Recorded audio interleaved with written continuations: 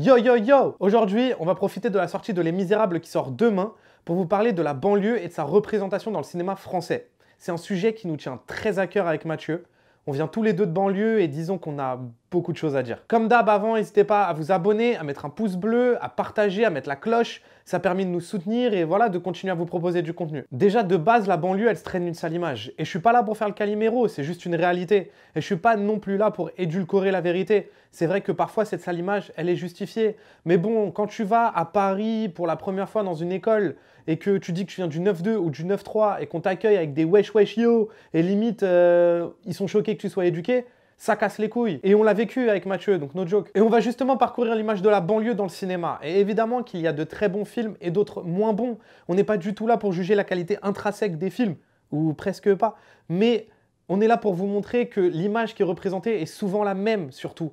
Que c'est une banlieue dangereuse, violente et pas éduquée. On va pas prendre tous les films qui parlent de la banlieue ou qui sont sur la banlieue. On a choisi une liste non exhaustive de films qui nous paraissent être importants, que ce soit pour nous, pour le cinéma, comme pour la culture banlieusarde. Et comme c'est la première fois qu'on va parler de films qu'on n'aime pas beaucoup, et que c'est un sujet qui nous tient très à cœur, on risque d'être un tout petit peu salé. Et on va commencer fort, hein, parce qu'on va sans doute parler du film qui nous a fait le plus rager d'entre tous, et en plus le dernier qu'on ait vu, alors qu'il est sorti en 1988, c'est De bruit et de fureur de Jean-Claude Brissot. Petite annonce avant qu'on commence, on va spoil des films. On va par exemple spoil déjà la fin de La Haine et la fin de Divine, et un peu De bruit et de fureur, et peut-être encore un peu d'autres films. Donc, au cas où, avant de commencer la vidéo, vous êtes prévenus. Mais pourquoi ce film, hein? Vous en avez peut-être jamais entendu parler. Et ben moi non plus. Et quand, avec Mathieu, on a décidé d'écrire cette chronique, il est revenu vers moi parce qu'en fouillant un peu, il avait découvert que De bruit et de fureur était considéré comme l'un des premiers films sur la banlieue. Et aussi qui a été distribué correctement. Et on a vu qu'il était projeté dans un petit cinéma. Donc qu'est-ce qu'on fait? On va le voir. Et oh miséricorde. Mais on va essayer de vous expliquer ça calmement. Pour vous dire la vérité, j'allais écrire le résumé comme je le fais d'habitude, puis j'ai lu le résumé sur Allociné. Et je vais vous le lire parce que... L'histoire de Bruno, enfant attardé des banlieues et des HLM, plongé dans la violence de son milieu et dont la vie va se consumer comme une étoile filante. Enfant attardé. What the fuck? Mais il a absolument rien d'attardé. Enfant attardé des banlieues et des HLM. Je suis abattu, sérieux. Surtout qu'il a clairement rien d'attardé, hein. Donc c'est quoi le truc? Ça va de pair, attardé et banlieue? Vas-y, bref, passons. On va s'attarder un peu plus sur ce film, et pas pour le plaisir d'en dire du mal. Bon, peut-être un peu, hein, mais aussi parce qu'on pense qu'il est peut-être fondateur dans une certaine vision de la banlieue. On va s'expliquer après. Bref, pourquoi on n'aime pas le film et pourquoi surtout on n'aime pas sa représentation de la banlieue justement. Déjà parce que l'image de la banlieue y est totalement faussée et ridicule, que c'est un film violent pour rien et complètement condescendant sur la banlieue. Et parfois il y a des pseudo-envolées lyriques dans le film, hein, comme celle-là par exemple. On m'a soutenu que du coup ça ne montrait pas une vision sociale de la banlieue, mais c'est filmé comme du Éric Rohmer, c'est un film d'auteur. Comment ne pas le rendre plus social que ça? C'est justement une approche anti-cinématographique. Après le seul truc c'est certains plans sur les immeubles, les cadres choisis pour souligner l'oppression de ces immeubles qui sont assez cool quand même. Et il filme de cette façon des séquences complètement what the fuck, qui n'ont aucun sens, justement avec une froideur de c'est la réalité. Genre à un moment, le personnage de Bruno Kremer tire au fusil chez lui. Le mec a un shooting range, sauf qu'à force de tirer comme un débile, il fait un trou dans le mur et on voit son voisin de l'autre côté. Une autre scène, il s'embrouille avec des mecs dont l'un qui essaye de violer sa fille devant lui, chez lui. Hein? Quoi? Et pour en tuer un, il sort une faucille. Mais pourquoi? Et regardez comment ensuite il traîne le corps, surtout comment c'est filmé. La scène est ridiculement exagérée, mais c'est filmé d'une manière si terre à terre. Une autre chose, c'est le manque d'immigration dans le film. Au bout d'un moment, tu filmes la banlieue, mais il n'y a que des blancs. Donc tu veux même pas montrer la vraie banlieue que tu veux dépeindre en fait. Pour se dédouaner, il met une rebeu, genre c'est la chef d'un gang. T'aimes cette scène, mon frère? Elle caresse une autre meuf à la gorge comme si c'était le méchant d'inspecteur Gadget qui caresse son chat. Et ça, pour vous, ça représente la banlieue. Et c'est quoi cette trappe? Genre leur QG, c'est sous terre. On est en 39-45 ou quoi? Non, c'est trop. En plus, tous les acteurs, on les trouve mauvais. Enfin, à part Bruno Kremer qui franchement déboîte dans le film, mais sinon c'est une cata. Et puis lui, là, le blond à lunettes, vraiment? Vous allez me faire croire que lui, là, il est dans un membre de gang, genre. C'est même pas une question de blond ou lunettes ou quoi, hein. Ça se voit que le gars, il est doux comme un agneau. Alors comment je suis censé croire à votre histoire, là? Bref, je vais pas faire tout le listing parce qu'il y en a d'autres. Et je crois que vous avez capté le propos. On ne croit en rien à tout ce qui se passe dans le film. C'est exagéré, ridicule et condescendant. Quand on est parti le voir au cinéma, ils avaient invité une sociologue. Du coup, j'ai demandé après si la sociologue, elle avait vu le film avant de venir. Et non, c'était pas le cas. Du coup, j'ai demandé à l'organisatrice, pourquoi est-ce que vous avez invité une sociologue? Est-ce que pour vous, ça veut dire que ce film est représentatif de la banlieue? Est-ce que d'après vous, justement, il a une image assez réelle de ce qui se passe pour justement inviter une sociologue et en parler? Je suis désolé, mais non. Non et non. Et en plus de ça, même la sociologue disait non. Et donc si ce film fait partie des premiers à décrire la banlieue, est-ce qu'il n'aurait pas pu être précurseur d'une certaine image qui va ensuite se véhiculer dans le cinéma? Je veux dire, pas forcément à la volonté des auteurs, mais aussi des financeurs. Peut-être que vouloir donner de l'argent pour un film de banlieue est plus rassurant pour les investisseurs quand il montre cette image dangereuse. En plus, De Bruit et de Fureur était à Cannes et a même gagné un prix en 88 là-bas. Pas un prix incroyable, hein, mais un prix quand même. Ce qui est intéressant aussi, c'est son titre à ce film. Les gens défendent en disant qu'il y a du symbolisme, qu'il y a de l'onirisme, etc. Mais le film s'appelle exactement comme on décrit la banlieue, que ça soit au ciné ou dans les médias. De bruit et de fureur. Enfin bref, au-delà du fait qu'on déteste viscéralement ce film, la question est intéressante. Jusqu'où aurait-il pu influencer les prochaines années? Parce que justement, ce qui va suivre, c'est que les films sur la banlieue vont en avoir la même image. Et ici, justement, on est là pour vous en montrer plusieurs des films, pour vous expliquer le propos. Parce qu'au bout d'un moment, parler de banlieue, ça devient presque pas vrai en fait. C'est plus une image de la cité et surtout aussi de cité ultra dangereuse et violente qui est faite tout le temps. Comme si la banlieue en fait n'était qu'une seule grande cité. Donc encore une fois, le propos qu'on veut souligner, c'est la récurrence d'un même schéma dans plusieurs films. Et pas un film en particulier. Et attention, on ne dit pas que ça n'existe pas. On en a vécu, on en a vu aussi, on nous en a raconté d'autres. Mais putain, la banlieue, c'est pas que ça. C'est pas que cette image problématique. Il y a une culture incroyable. C'est surtout montrer la banlieue que via le prisme social qui est un problème.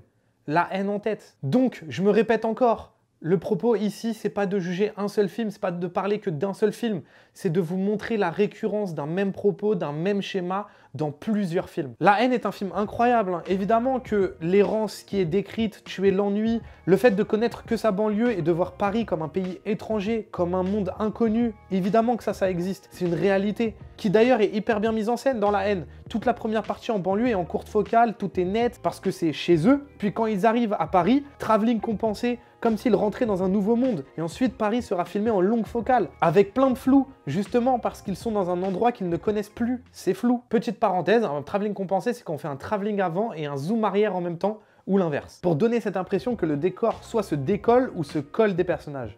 Mais la banlieue est aussi représentée par une présence policière constante, un danger toujours pesant, toujours palpable, une banlieue au bord de l'émeute. D'ailleurs, le film commence avec du reggae, musique contestataire, avec des images d'émeute. Et puis cette fin, une tragédie absolue, des morts, et on sait ce qui va en découler. Après, on peut pas enlever que ce film aussi est une réaction au drame qu'il y a eu, que ce soit Malik Ouzekine par exemple, ou surtout la mort de Makome Mbowole, tué apparemment accidentellement en essayant de le faire parler lors d'un interrogatoire en lui mettant la pression avec un pistolet, comme Vince dans La haine. Mais encore une fois, le but c'est pas parler du film en lui-même. Donc passons au suivant, Ma cité va craquer. Déjà, le film commence avec Virginie Ledoyen et des images de bordel derrière elle. Et puis à un moment, elle charge une calache.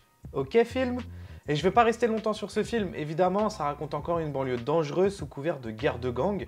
Ça brûle des voitures, un peu gratuitement en plus quand même, non? Et puis attention, quiz, ça part en quoi à la fin? Ah bah en émeute. Bon, comme tous les critères sont déjà remplis, on va déjà passer au film suivant, Divine. Déjà, si on prend le propos de base, ça change pas beaucoup. Une fille de banlieue qui se retrouve à dealer, à avoir un problème et du coup à devoir faire une mission dégradante pour la dealeuse à qui elle doit de la thune. Mais au-delà de ces trucs de base, drogue, gna, etc., là, ce qui nous a le plus énervé dans Divine, et putain, j'adore ce film, rien que la scène où elle s'imagine conduire une voiture, là, le plan séquence, l'idée de mise en scène, le jeu, incroyable. Mais la fin, putain, et surtout les 15 dernières secondes. Oui, je vais parler de juste 15 secondes. Mais qu'est-ce que ces 15 secondes nous ont mis le seum? Parce que ça paraît rien comme ça. Mais pourtant, le propos tenu est si important. Pourquoi est-ce que ça part en émeute? Pourquoi? Ça n'a aucun sens. Enfin, je veux dire, le film se tenait très bien comme ça. L'histoire, les personnages, et même si ça partait encore en drama avec cet incendie, pourquoi mettre un début d'émeute à la fin? Surtout que dans le film, le propos n'est jamais présent. Si on compare à La haine, dès le début du film, il te met des scènes de chaos, musique contestataire. Dès les premières minutes, tu comprends l'ambiance qui règne. Ça monte petit à petit. Alors que Divine, non, c'est totalement gratuit cette fin. Parce que tu fais la même histoire dans un autre contexte, jamais tu as ces 15 dernières secondes. Donc parce que c'est en banlieue, il faut qu'à un moment ça parte en émeute. Parce que de toute façon, c'est tous des sauvages ces banlieusards. Putain, ça me met le démon. Là, tu faisais un polar en banlieue et en 15 secondes, t'as politisé le film en faisant un social. Bref, changeons un peu, sortons des émeutes pour aller vers un autre propos. avec Entre les murs et L'Esquive. Parce qu'un autre problème existe. Au-delà de représenter la banlieue par sa violence et sa dangerosité, c'est aussi comment est-ce que tu montres ces gens. Ceux qui y vivent, comment ils parlent. Et dans ces deux films, les jeunes, ils ont une façon de parler qui peut paraître bizarre, à la limite du français parfois, avec des réflexions bêtes aussi, genre ils sont pas éduqués, ou ils ont pas de culture, ils savent pas conjuguer. Et du coup, ça pose une nouvelle question.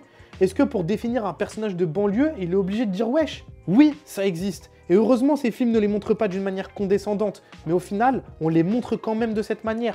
Et là, le dernier en date, Les Misérables. Même combat, ça montre une banlieue dangereuse. Je pense que la bande-annonce suffit à elle seule pour voir ça. Après, par contre, je vais pas aller plus loin, on l'a pas vu. D'ailleurs, on va le voir demain ou après-demain avec Mathieu et on vous en fera sûrement une critique dessus. Mais c'est aussi une histoire adaptée d'un fait divers. Par contre, le fait que ce film soit fait par un mec de quartier, je trouve ça génial. Ça donne de l'espoir en fait. C'est possible d'y arriver. Vous pouvez vous raconter. Vous n'êtes pas obligé d'attendre qu'un Jean-Michel random vienne pour raconter votre histoire que de toute façon il aura pas compris. Alors oui, vous pouvez nous accuser de mauvaise volonté, de gna gna gna gna, tel ou tel film, il raconte autre chose. Bah oui, mais non, on n'est pas là pour vous parler de ce qu'il raconte, on est là pour vous parler de ce qu'il montre. Et regardez les films primés à Cannes. Ils ont tous cette même mauvaise image. De bruit et de fureur, gagnant du prix spécial de la jeunesse. La haine, prix de la mise en scène. Entre les murs, Palme d'or. Divine, caméra d'or à la quinzaine des réalisateurs. Dipan, Palme d'or, dont on va parler juste après. Et enfin, Les Misérables, prix du jury. Au bout d'un moment, comment ne pas penser que dès qu'on montre la banlieue d'une manière dégradante, ça plaît? Et la montrer sous un autre angle, c'est pas possible. Parce que tous les films cités là, qui ont été primés à Cannes, sont des films sociaux, sauf un. Dipan. On aurait pu croire l'inverse justement avec ce film, car oui, Dipan n'est pas un film social. Mais ça, on va l'aborder juste après dans les films qui utilisent la banlieue dans sa force fictionnelle, dans sa puissance évocatrice, pour créer des histoires universelles, compréhensibles à l'autre bout du monde. Mais on va d'abord prendre des exemples un peu plus obvious que Dipan pour que vous compreniez vraiment le propos. Et on va commencer par un homme, Luc Besson. Et oui, enfin surtout sa boîte de prod, EuropaCorp. Parce qu'il a une vraie volonté d'utiliser la banlieue pour ses histoires, mais justement, pas forcément en réel, mais surtout avec sa boîte de prod. Prenez juste Banlieue 13 déjà, c'est génial. Bon, perso j'aime bien le film, mais au-delà de ça, sans être un grand film non plus, le mec te crée une dystopie en banlieue, en utilisant ses codes et sans faire du putain de social. Comme quoi, c'est possible, bordel. Rien à voir avec Besson, mais dans la même idée, il y a aussi La Horde, de Yannick Dahan et Benjamin Rocher, qui utilisent la culture de la banlieue comme univers pour y créer un film de zombies. Peu importe la qualité intrinsèque des films, ça fait putain de plaisir de voir ça. Et puis Besson a quand même aussi ramené John Travolta dans le 9-3, bordel, pour te faire un film d'action, From Paris with Love. C'est incroyable, juste le propos déjà, de base, je suis fan. Et puis même si on s'éloigne de l'univers de Besson, action, etc., les Kaira, au final, c'est prendre les codes de la banlieue, de la façon de vivre, le langage, le vestimentaire, et de tout exagérer pour en faire une comédie. En vrai, oui, je pourrais dire que les Kaira, c'est aussi un truc négatif, parce que c'est encore une fois une caricature débile des racailles de banlieue, les mecs sont teubés max, mais c'est plutôt bien fait, et surtout, c'est pas condescendant. Et puis aussi, faut avoir de l'autodérision, sinon, bah, à quoi bon en fait? Mais ça montre aussi qu'on peut faire autre chose que juste du social, des émeutes et du sang. Mais le film qui est pour moi l'incarnation de tout ça, c'est Dipan. Oui, Dipan n'est pas un film social.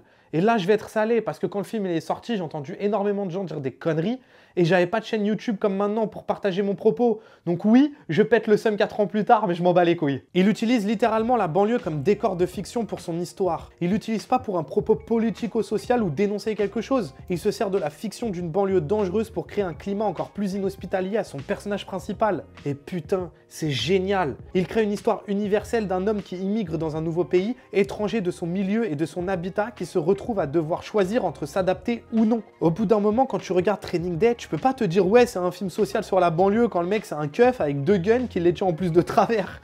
Justement, parce qu'ils utilisent la banlieue comme décor de fiction pour raconter leur histoire et pas comme contexte social. Les Américains font ça très bien, mais en France, c'est un problème encore, de juste prendre la force d'un lieu pour en sortir un décor de cinéma, pour raconter une histoire. Et bizarrement, tous ceux que j'entendais parler de Dipan comme un film qui montrait encore la banlieue dangereuse, qui en parlait comme un film social, c'était justement des gens qui venaient pas du tout de là, qui ne connaissent ni son univers, ni ses codes. Parle du film si t'as envie, que t'aies aimé ou pas, c'est ton problème. Mais commence pas à parler de choses que tu connais pas et que tu comprends même pas. Du coup, ça me fait poser une question. Pourquoi est-ce que nous, on voit Dipan comme de la pure fiction et des gens qui ne viennent pas de là le voient comme un pur film social?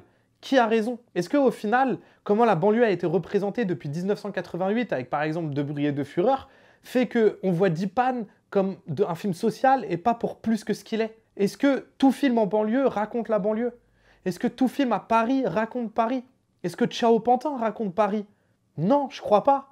Alors pourquoi Dipan ce serait pas pareil? Pour nous, on en parle de cette manière juste parce que le contexte utilisé est celui de la banlieue. Mettez la même histoire dans la banlieue de Baltimore, si vous ressortez du film, vous n'allez pas dire « Ah, quel film social sur Baltimore, incroyable !» Non, vous allez dire que vous avez aimé son histoire, ses personnages. Vous allez d'abord parler de sa force fictionnelle et pas de son discours social. Parfois, les lieux choisis ne sont que des contextes pour mieux raconter une histoire. Tout simplement. Mais je trouve qu'aujourd'hui, de plus en plus, on voit émerger des films qui, comme Dipan, utilisent la banlieue et sa culture comme un personnage ou comme un prétexte pour juste raconter une histoire de fiction d'une manière différente. Comme dernièrement La vie scolaire ou encore Le monde est à toi. Et d'une certaine façon, Patient aussi. Et c'est trop cool. Et j'espère évidemment que ça va continuer comme ça. Il y a aussi Banlieusard sur Netflix, hein, et j'ai pas oublié. Mais c'est vrai qu'il correspond plus à ce dont on a parlé avant. Maintenant, la démarche est pas la même non plus. Et je dis pas que d'un seul coup, faut plus qu'il y ait aucun film qui parle de violence ou de drogue, hein. C'est pas du tout le cas. Justement, notre propos, c'est la volonté d'avoir des films différents. Et il y a plein de choses à raconter en banlieue et plein de manières différentes de raconter une histoire aussi. Alors faut-il toujours raconter la banlieue par le prisme de la violence?